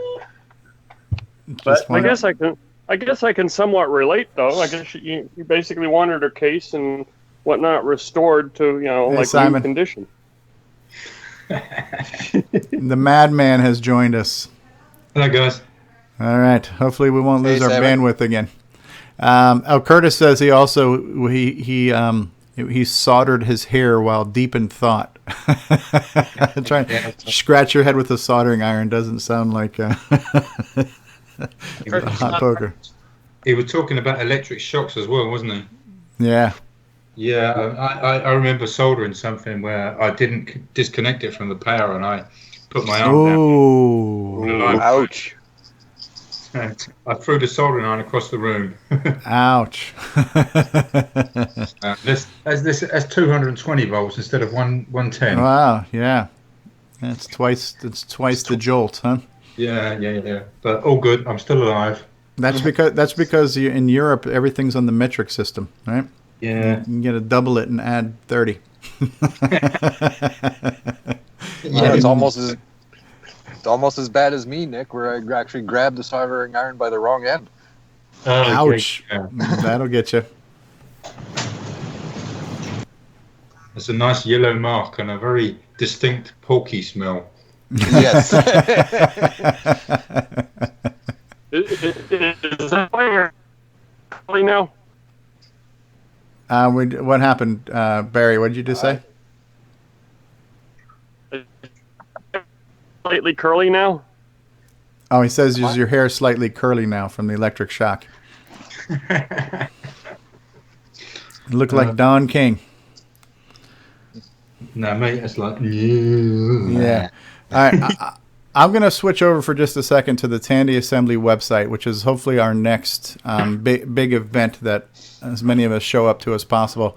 One of the things that John Linville just recently added was a blog to Tandy Assembly. And so he was talking about kind of the genesis and the catalyst of creating Tandy Assembly, where it started off as kind of a bit of a pipe dream. He was on the halfway point on his journey to CoCo Fest. He came across the town called Chillicothe, Ohio, saw the hotel there and says, this is a great place to have a retro festival. And so kind of came up with the idea of let's do a Tandy Assembly. And so for those of you who are not aware of Tandy Assembly, it's kind of like a CoCo Fest, but it's not just focused on the color computer. It's focused on all Tandy computers, and it is this year is going to be the first one ever. So this is the inaugural Tandy Assembly. It's going to be taking place October. And I don't know if I can go back now on this thing here because this is not a real browser. I'm not sure that I can go back. So let me see if I can just switch pages again. Now we're back to Tandy Assembly, right? So it's taking place October, and it's in Chillicothe, Ohio, October 7th and October 8th. And let's go back to that schedule for just a second. Right now we still have Don French as our keynote address on Saturday, telling the TRS story. And then Sunday, our speaker is Scott Adams of the Great Adventure International. Is he Adventure International? Is that right? Did I get that right? Scott Adams, what company did he work for with all his adventure games? Anyone? Scott Adams International. Scott Adams International. It wasn't Adventures International? Okay. Well, they've got 2 good keynote speakers already lined up, and we're still 6 months out, so there'll be more to be determined. And there's a blog now available here as well. And so the blog is basically talking about how we're going to be bringing in the TRS-80 Trash Talk is going to be here. CoCo Crew is going to be promoting this as well. So it should be good. I'm definitely going to try to make Tandy Assembly. I think there's a couple of nice things about this is that it is a kind of mid-year CoCo Fest. So instead of having to wait once a year to CoCo Fest, we've talked about this for those of us who have been. After a period of time, you get the CoCo Fest blues because you miss that connection with your fellow Coco Nuts. So instead of having to wait a year to get together and geek out again, now you only have to wait 6 months, And so it feeds that human component. And it's also a little bit broader spectrum now where it is Tandy 1000, Model 1s, Model 2s, Model 3s. So it's going to cater to the Z80s and the Intel processors as well as the Motorola processors, pocket computers. Anything Tandy will be celebrated. So hopefully there's a little bit more broader appeal and maybe more interest and maybe some more attendance even. It's too soon to tell. It's the first event. But I think the CoCo Crew podcast did a great job promoting CoCo Fest. They're definitely the reason why I went to CoCo Fest. So if we have the CoCo Crew podcast behind this, we also have Trash Talk podcast behind us and the Floppy Days podcast behind this as well. We now have 3 podcasts promoting a new vintage computing event. Hopefully the turnout will be good. I'm definitely going to try to attend. And I'm hoping a lot of other people will as well. And it'll be nice to see this one be a success and this become another annual thing. There's so many vintage computer festivals. The good news is there's no shortage of geek outs to go to. The bad news is nobody has the time and money to go to them all. That's my biggest challenge. So if I have to pick some that I know I'm going to enjoy, I'm definitely going to enjoy Tandy-based events, for sure. So to find some brethren and sisterin to chat with. So, yeah, so I'm looking forward to that. So that was our first blog. I'm sure they'll be blogging more as more information becomes available. I know they're going to now start some planning meetings. And so I'm sure as more information comes out of those planning meetings, we'll have more to share on Tandy Assembly. And just based on who's in the call right now, how many people think they might be able to attend Tandy Assembly? I'm definitely going to try. I would like to. I'm going to try as well. Yeah.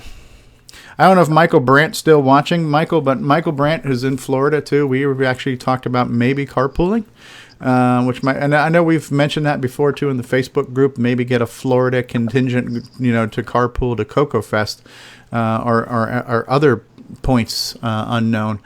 So it might be interesting to do a little road trip and, have a little buddy picture. Steve and Mike go to Ohio, dude, where's my car or something like that. So kind of like Bill and Ted's Excellent Adventure, so might be interesting.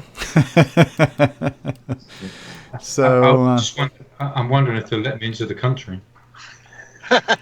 I think your pictures are up in all the TSA places. Do not let the madman in. Yeah. I would sort of like to attend this, but I'm unfortunately going to be, my budget is going to be spent for travel because I want to go to is a total solar eclipse that's coming across the country. And I'm somewhat into astronomy too, so I'm going to be going to see that. Oh, that's cool. There's it's you have to pick your poison each year and where you're going to spend your extracurricular funds.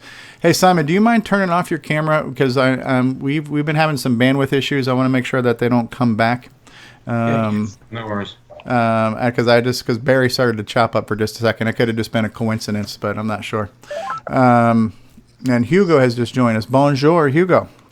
Bonjour. Yeah, and actually the one thing we haven't really spoken about yet, now that Hugo's here, maybe we can touch on it, is one of the topics I wanted to touch base on too, but I want to save for a better visual demonstration. But the compiled sprites was a big topic this week on the CoCo mailing list as well. So I don't know how technical we can get into the discussion. So maybe we can do a simple high-level discussion on what that is. And then I would love to schedule something where we can actually demonstrate it and do a formal presentation on how to do sprites on a CoCo and different examples of non-compiled versus compiled, pros and cons, how to spot them and things like that, you know?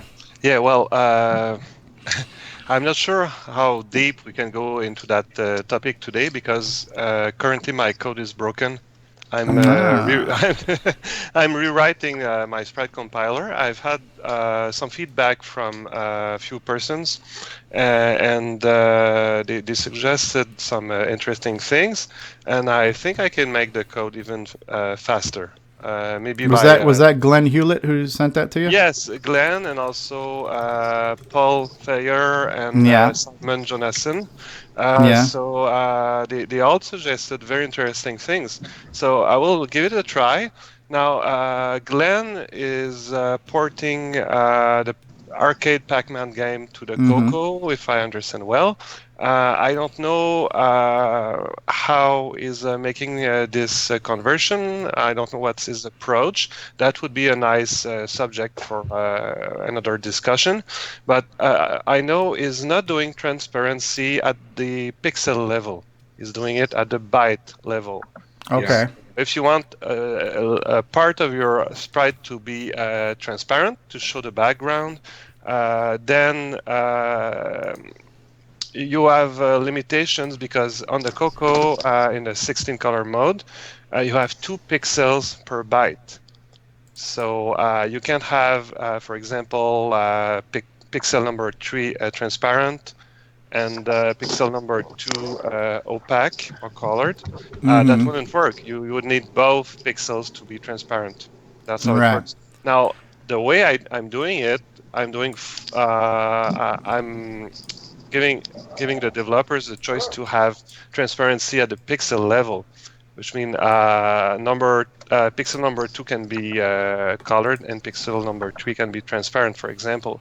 Now, it takes more CPU, more calculations, but it can still be optimized quite a lot, actually, and give you some very nice performance. So now I'm rewriting my code to so that it is more efficient, but I still keep transparency at the pixel level. I know most developers won't do that, and correct me if I'm wrong, but I think the Donkey Kong port has transparency at the byte level. I think the sprites are designed to follow the byte alignment. Yes, I talked to Sockmaster about this a long time ago, about sprite transparency when we started working on it a couple of years ago. And Sockmaster says to me, well, it's very nice to have pixel level, but it's nowhere near as fast as byte level. Everything in Donkey Kong is byte level transparency. Yeah. Now, what will be interesting to do, and I think I can work with Glenn on that, will be to compare once I have updated my code, because he pointed out a few places where my code was really not optimal. So when I have updated my code, we'll be able to compare how large the code generated is and how slower the pixel transparency is compared with byte level transparency. We'll get some pretty good samples, and then we can come back and show the results. Okay. And another thing also, since you have since the CoCo is working with 2 pixels per byte. Right now in my game, characters move when they move horizontally, they jump 2 positions at a time. It makes for a clunky animation, and I expect in the near future, when my compiled sprite code gets smaller, I expect to generate 2 different versions of each sprite, one for odd coordinates and one for even coordinates. So that will be smoother and better looking. But I'm not there yet. But this is something I intend to do. And another thing I was working on this week, I'm not there yet, is to have a foreground, is to have tiles at the foreground level. Now, for example, you have a pillar or a column, and your character walks and is behind the column. Now, the CoCo has no hardware for doing that, so I need to find a way of updating these blocks in a very, very optimal way. And I actually found an algorithm for doing that. Instead of sleeping, I do that kind of things. And so we have a French madman now too. So yeah, he's in cahoots with me. Attached by the hip with the other in Denmark. Now, my understanding is the CoCo only has one piece of hardware for doing that. It's called a 6809. Yes. And you have to use it wisely. So foreground level scenery, it's very ambitious. Very few games are doing that, especially on the CoCo. Right. So what you're talking about is I don't want to have any limit on the number of objects you can have on the foreground. Wow. For example, you can have a level where it's nice to see the little Donkey Kong very angry on screen. Yes, well, we're talking about sprites. Yeah. Well, I was going to say it sounds like what you're talking about with the foreground, with now the multi levels. We're talking about multiple planes of hardware now, which I guess some people would call a bit plane. And like in the Sega Genesis and the 16-bit systems, this was called parallaxing, when you had multiple levels of foreground and background scrolling, especially when they scrolled at different speeds. You got very cool three-dimensional effects. Now, Exactly. all of that was done with hardware-assisted chips that helped doing things. So, just real quick, for anybody who's watching who's maybe not even as technical, I'm just going to do a quick example of what is a sprite, and I just put one on the screen here. I think we can all identify with Donkey Kong here, right? And so, when we talk about a sprite in the 8-bit 2D generation of games, the sprites were the characters on the screen. So Pac-Man was a sprite, Donkey Kong was a sprite, Mario was a sprite. In a true sprite, the system had chips that were dedicated to allow this character to exist in the foreground and not erase the background. So when I move Donkey Kong in front of Mark Overholzer right now, well, Mark is not erased. When I move Donkey Kong in front of David's Aladdin, now David looks a hell of a lot better too, by the way. So when I move Donkey Kong in front of people, that's kind of like a sprite. And so the arcade machines had sprites. The Atari game systems had sprites. TI had sprites. Commodore had sprites. And so it's extra chips that allow you to have a foreground object that does not disrupt the background of the game. The color computer does not have the chips to do this. And so when you create these sprites or these characters on the screen, it's all done with software. It's all done with programming. And the degree to which you can pull this off and make it fast and make it smooth is limited to, number one, the skills of the human being involved. And as far as I can tell, you are all mortal humans. None of you are like demigods or anything, although you pull things off that make me think you are. So part of it's the skill of the programmer, and then part of it's just the absolute finite limitations of the processing power of the system, and how do we balance tricks and optimizations and skills and techniques to achieve in software what other systems could do in hardware. And a lot of people have done incredible jobs on this. And right now what's happening is this is kind of a crowdsourced knowledge sharing where everybody's contributing to this topic and sharing techniques on how to pull this off in assembly language. And I think it's great. And I think that, again, everybody's going to benefit from this when we have better games in the future, you know? Yeah. And we had kind of it all started last year. We had some kind of a friendly competition about how to render sprites as fast as possible. And each time someone posted some new code, we thought, wow, I can beat that. And someone actually beat that. And in the end, some guy, I don't remember who, and it's a bit sad, but he came with a compiled sprites, and I knew about compiled sprites. I always thought it was too complicated for me to understand. I underestimated myself, I guess. And at this point, I was starting to know a bit more and to understand more how assembly language works and how the 6809 has enough registers to perform most complex tasks like that. If you can imagine a way of using this wild beast in the best way possible. And so I took a break in programming for a few months. I guess I completely disappeared from the scene. And when I started programming again, I guess my brain had compiled itself some of the knowledge, because suddenly I found myself able to understand how it works.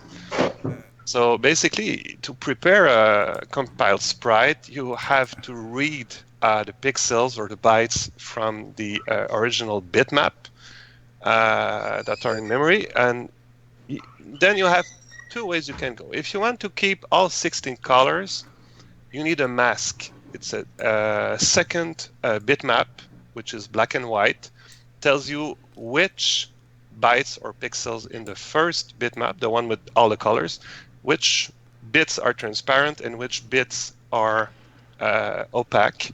And the second way is to say, okay, I can live with 15 colors, and you say, okay, color number 0 means transparent. And that's what most developers will do. They can live with these limitations. So that's what I do.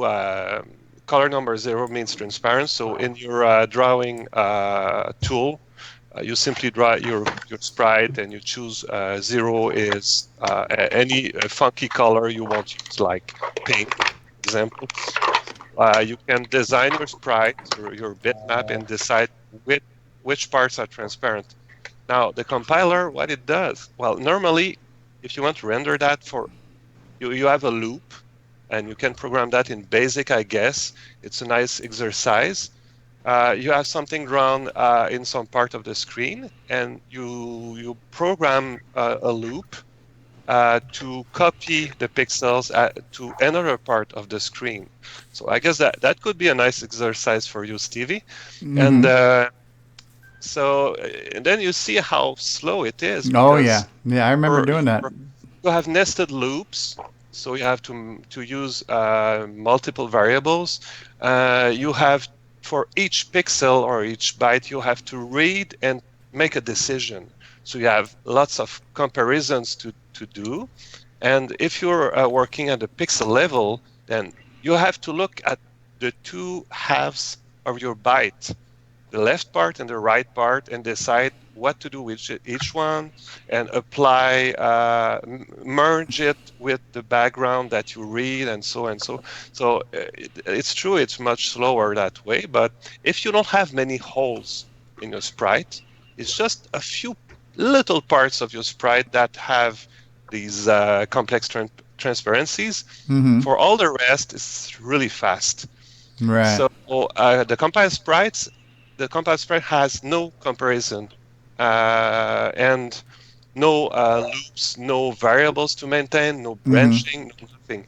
It's all prepared to be rendered in the most obvious and linear way possible. So, for example, one way of doing that, the one that I'm implementing right now, you position your screen pointer at a certain place on the screen, a certain address. And from this point, for example, if your sprite is 16 pixels wide, then you just put on the screen only the pixels that are not transparent. You say first pixel from where I'm pointing will be drawn. The second, the third, you don't even mention it. And you say, okay, the fourth one, I'm going to draw this one.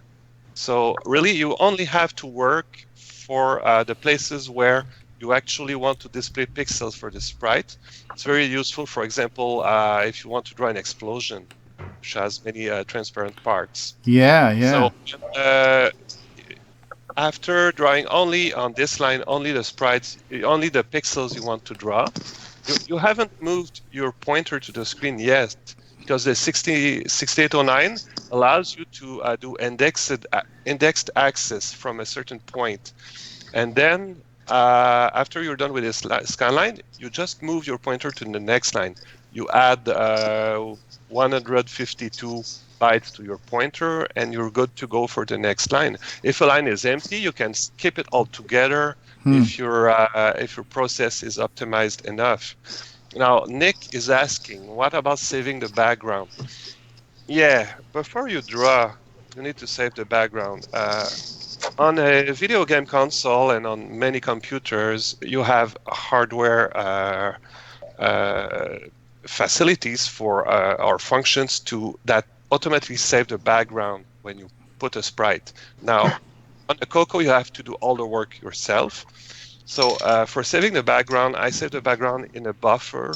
It's just a structure that holds the pixels or the bytes until the next cycle, when I will restore the background so that the sprite doesn't leave a trail when I move it. Restore before you redraw.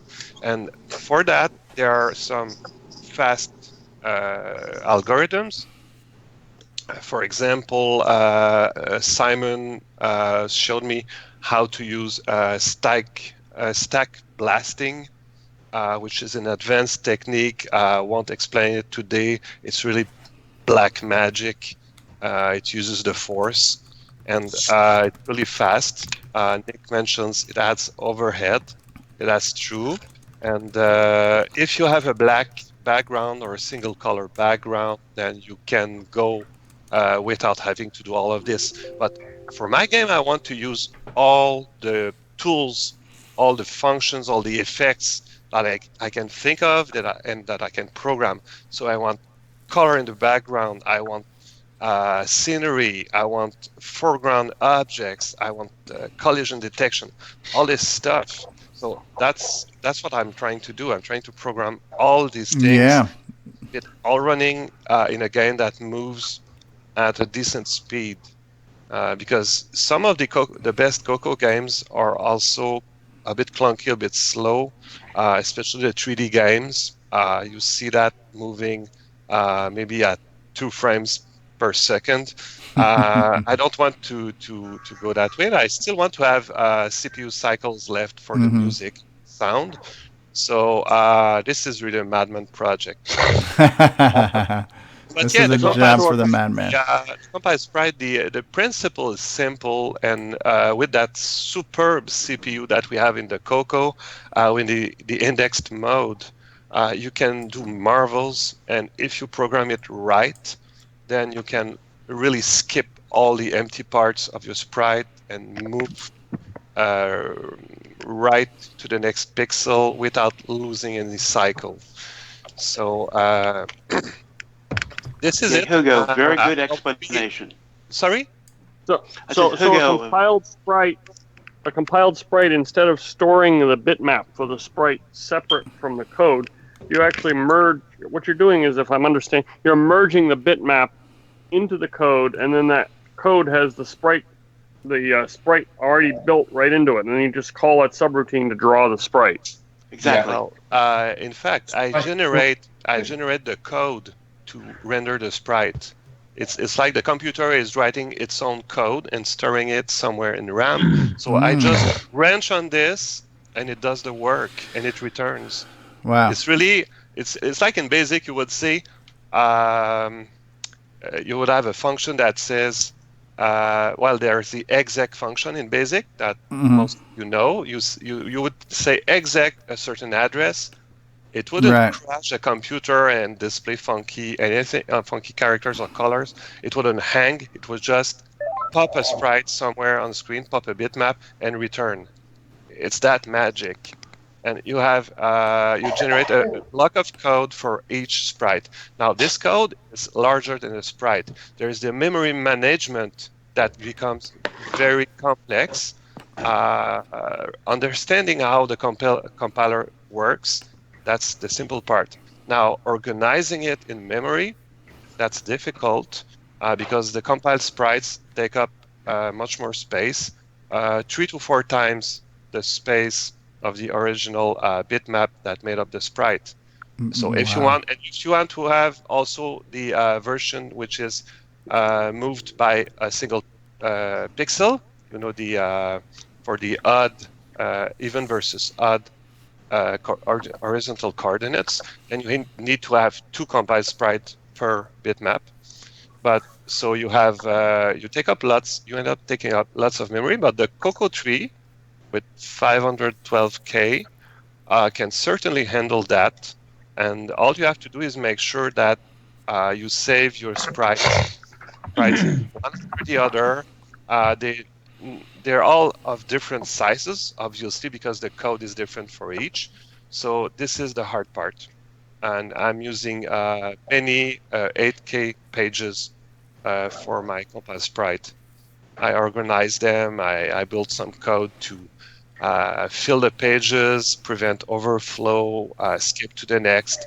And when I want to render them, it loads the proper page in the CPU address space and branches. Well, speaking of compiled sprites, and Glenn Hewlett has joined us. Glenn, are you there? Hi, Steve. Can you hear me? Yeah, we can hear you. How are you, Glenn? Okay, it's first time for using Skype, so. Hey, glad to have you here. Mr. Pac-Man himself is here, and Mr. 3D printed CoCo case. Nice to be on, guys.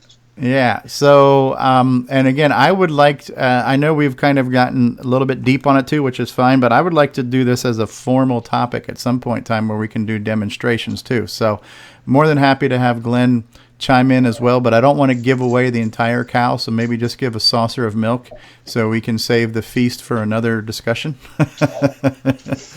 Because I think it's a fascinating topic, and I also think it would be really cool to show off some visual examples of good and bad examples of what sprites look like on old games and new games, and things like double buffering versus non-double buffering with the flickering and things like that. It'd be kind of cool to show off different examples of these, And by the way, sorry, Glenn, I will let you speak.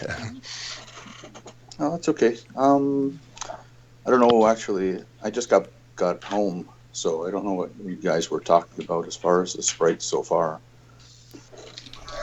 It's just that I've, working on Pac-Man, first I just wanted to make sure it was running, so I was doing straight copies of, background, then my sprite data to the foreground, and then so on, copy and paste type of thing. And then I learned about stack blasting, so I recoded the whole thing for that, and then watching one of these CoCo Talks a few weeks ago, or I guess a couple of months now.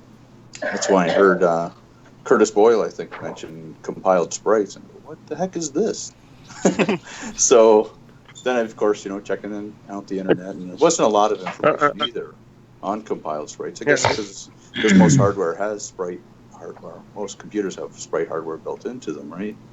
So it's I don't know if it's unique to the CoCo itself, but definitely, there's not too many computers around, I guess, that don't have that hardware or capable to use it, maybe.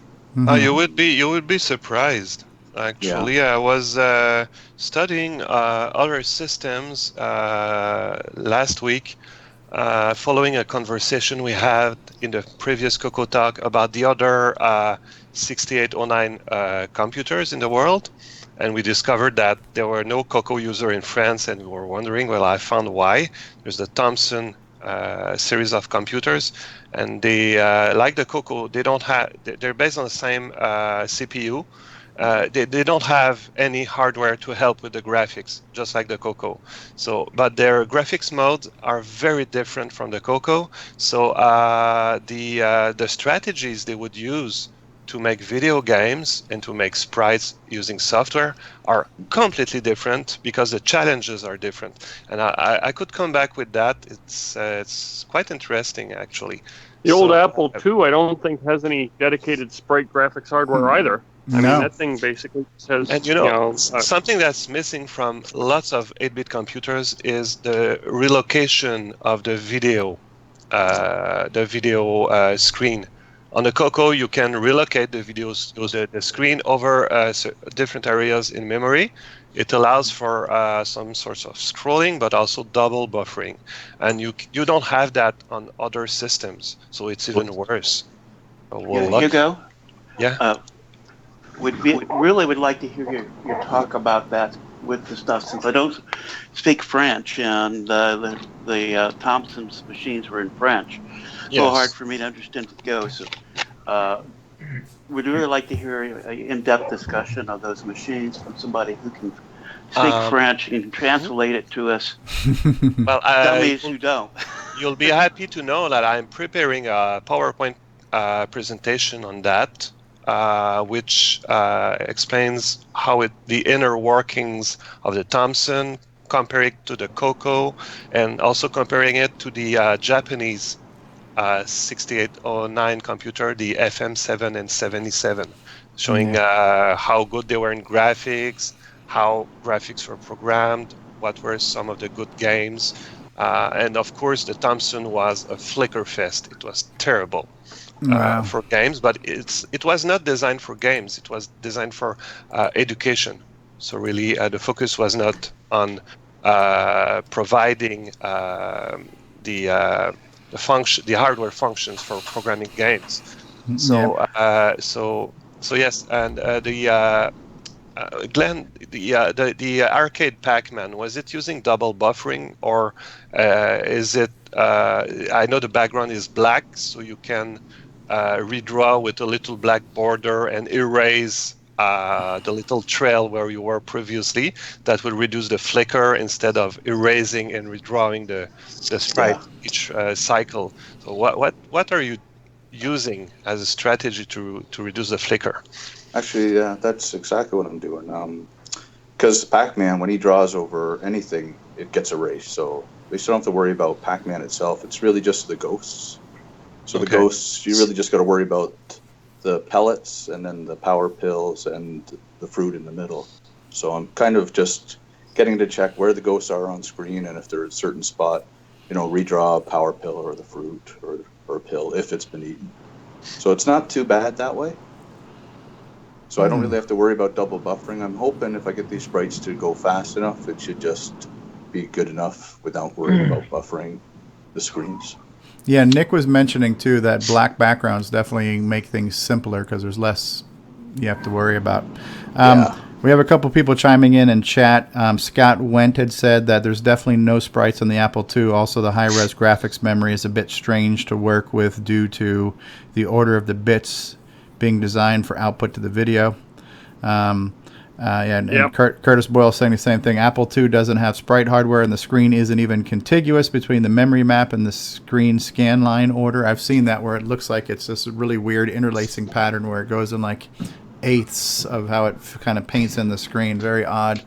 I do need to wrap this up in a couple of minutes. I got my family keeps opening the door, peeking in on me, so they're kind of like, dude, are you done yet? But just a short comment. We don't know how lucky we are with the CoCo and its linear video modes. We don't know how lucky we are until we look at the other computers from the 8-bit era. Most of the video modes are terrible, really terrible to program. It's insane. I'll come back on that when my PowerPoint is ready. That's one of the things that used to drive me crazy when I was in like grade school and stuff. All of the people with their pissing contests on which computer was better. And, you have the Apple camp and the Atari camp, and everybody's saying that their computer is better than the other computers. And I kept saying, well, number one, what's better is kind of subjective, but what can you do with that computer? Or what can you make that computer do for you? Because I could run circles in BASIC around anybody else's computer and what they could do in BASIC. So what's best and what's good. I mean, there were a lot of things about that machine that were just incredible. And on top of, like you're saying, linear memory, and everybody I've talked to says the 6809 is a joy to program for in assembly. So when I learn assembly, I'm going to, have an easier transition to that. But another thing that was great for me on the CoCo was learning Microsoft Basic, which translated straight to MS-DOS, and learning Disk Extended Color Basic by Microsoft, which was a stepping stone to MS-DOS as well. So the fact that not only did we have a great hardware and great memory map, but the fact that we had Microsoft making our core software, it was a very seamless transition for me to enter into computer technology with the IBM PC and the compatibles. There's so many things you can look back and say, I am so glad for it. There's a million things we could look back and say, well, I wish they did this, and I wish they did that, or I wish they didn't do this. But we can look at the CPU, we can look at the memory, and we can do a lot of things and say, wow, I feel completely fortunate that I chose the computer I chose, because I don't even know if I would have been interested in programming or computers if I had to learn how to do it on an Apple or Atari, because I messed with those things and they weren't easy and basic, and that's where my mind was. I had to be able to think and produce in BASIC, and if it was an obstacle to me, it wasn't entertaining or enjoyable, So I'm thankful that I chose the CoCo. And look at look at all the friends I have here. I wouldn't have had. Yeah. I was just going to say the Apple wasn't too bad in BASIC, but when you got into machine code, the 65 was a very limited CPU capacity. Yeah. All right, well, we're going to wrap this up here in just a minute. You guys want to have any closing thoughts? Anything you guys want to plug or promote or talk about, or seeds you want to plant for next week and things we can continue to talk about? Okay, I'd like to say something and try to be quick about it for you. First, to Hugo, enjoyed your talk, and Glenn, keep me in your loop on what you're doing. I can probably help in certain ways. Plus, I'm sure I'd learn a little bit from you guys, too. So do that. Those who wanting to order anything from me, of course, my John Strong, and I'm at Hotmail. You can do any orders with that. But enjoyed the very clear explanation of the compiled sprites that Hugo gave. Thank you. Hey, actually, John, I got a question for you.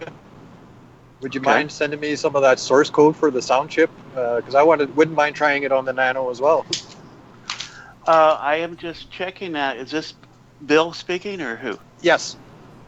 Yeah, I just actually have the Nano up on the PC and trying to do that. Once I have it running, I will be sharing what I do. Okay.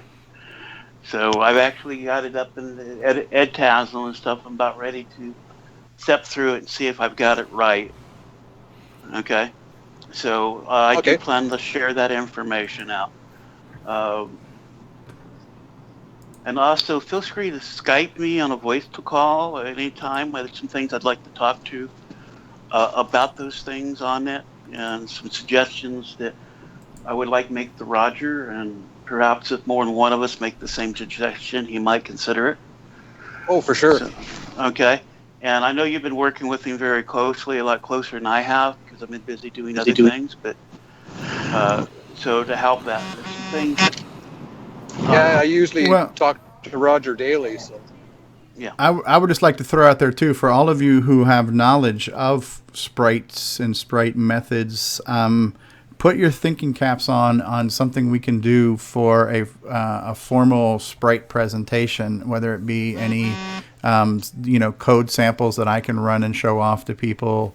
And make it as visual as possible too, because I would love to do a full sprite special where we can just talk about how we do sprites, and let's show how some of the older games did it and how some of the better games did it, and how you guys who are doing it now, some of the techniques you're doing, and any visual sample that you could show that we could show the people watching this live too, I think would be helpful. So just plant that seed and let it, okay, Steve, fertilize that.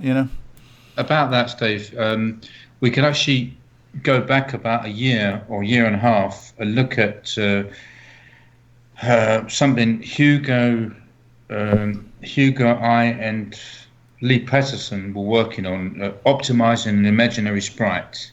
Mm-hmm. And it's on Lee Patterson's blog, the 8-bit blog. Okay.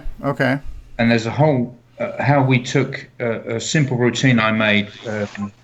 That's the one I was mentioning earlier. I didn't remember who took part of this friendly competition. So yeah, it's on Lee Patterson's blog. It's really what gave me the impulsion to learn more about 6809 programming.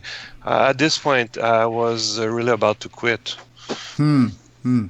Yeah, and Nick has always been friendly and answered. I haven't asked him much questions, but I'm available. If you have any questions and things, I may not be using the particular techniques that you guys are using, but I might be. I've done stack blasting for years. I've got a sprite compiler. Of course, I haven't optimized it yet because I didn't need to. So feel free to ask questions, okay? And I'm not offended if you don't want to use what I do. That's fine. It's just sometimes that extra idea would say, "Hey, that's a good idea, but I got one I want to try." That's what that's all about. Yeah, thank you very much for that, John. Because I mean, you've been on the scene a lot longer than any of the rest of us have. And Translation: you're old. Well, we've got some people here that's got, it's good. Nick is old is really good at what he does. Old is good. Look at the CoCo. Yes. Yeah, what I'm trying to say. Rick Adams is coming up to speed quite nicely. Yeah, I think Simon's trying to finish this. I'm sorry I cut you off, Simon. My bad. You're all right. You're right. What I'm trying to say to John is that thank you very much for extending that courtesy, because a lot of the older guys from the scene are probably not willing to share, because back in the day it was like, oh, this is kind of, I know shit and you don't, Yeah. I think there's a lot of that now. This knowledge sharing, this crowdsourcing of sharing things, which is great to see. Well, the other issue there is, back in the day, some people were making their living on it. Yeah. It was job security. Their spatial skill set and knowledge was how they got the contracts over the other person. Therefore, it was their personal interest not to share too much for that reason. So it wasn't all ego, even though I'm sure a good portion of that was occurring. And thank all you guys. Simon too. Simon's great for sharing all his. I always tried to share too. all my information with anyone I came in contact with. My experience was that I always learned a few bits and whatnot from them, and they retained some of what I told them, but they never, there was always something that they missed, and I always had, I always stayed ahead of the crowd because I was sharing information with so many different people. Roger that. Pay it forward. This is Bruce Moore here. I just want to shout out to Simon. I mean, he's been really helpful to me lately with keeping my Force to Do momentum going here. The guy's just been fabulous, and I'm so grateful for his assistance. Yay, Simon! Yay, Simon! Yay, Simon! Let's all reach out and do a big circle pat on the back here. Let's all pat ourselves on the back. Big guys, group I need hug. to drop. We're ending the call. We're ending the call now. This is great. I want to thank everybody who's been watching. 2 hours goes by quickly when you're having fun talking about the CoCo, which means we got plenty more to talk about next week. Same time, same channel.